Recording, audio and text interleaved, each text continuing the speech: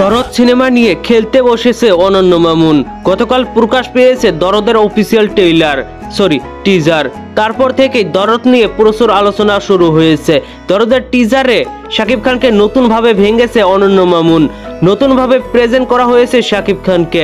যাই হোক, দরদ মুভির আরো একটা ইন্টারেস্টিং আপডেট চলে এলো আমাদের সামনে। তো চলুন মূল গসিপে। দরদের টিজার প্রকাশের পর থেকে প্রচুর আলোচনা হলেও দরদের প্রধান দুই শিল্পীর আইডি থেকে পাওয়া যায়নি দরদের টিজার। তাদের সোশ্যাল মিডিয়ায় শেয়ার করা হয়নি দরদের টিজার। কিন্তু কেন, এই বিষয়টা এই মুহূর্তে অজানা। তবে শাকিবিয়ানদের জন্য মামুন আরো একটি গুড নিউজ এনেছে। দরদের টিজার প্রকাশ পেয়েছে মাত্র বাংলা ভাষায়। তা নিয়ে অনেক প্রশ্ন ছিল।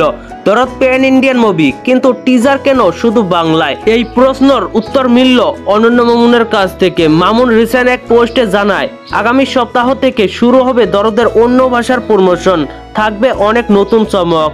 অনন্য মামুনের এই বার্তা থেকে বোঝা যাচ্ছে বড়সড় প্ল্যান নিয়ে মাঠে নামছে দরদ টিম। তুফান চলাকালীন দরদ রিলিজ হবে। যেহেতু দরদ সেপ্টেম্বরে রিলিজ হওয়ার কথা, দেখা যাক শেষ পর্যন্ত কি হয়। তার আগেও রিলিজ হতে পারে, তার কোনো নিশ্চয়তা নেই। এসকে মুভিজ আত্মবিশ্বাসী দরদ নতুন কিছু দর্শকদের উপহার দিবে।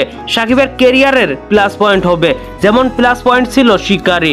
দেখা যাক শেষ পর্যন্ত কি হয়। তো ভিউয়ার্স, দরদ সিনেমার টিজার আপনার কাছে কেমন লাগলো অবশ্যই নিচের কমেন্ট বক্সে জানাতে ভুলবেন না।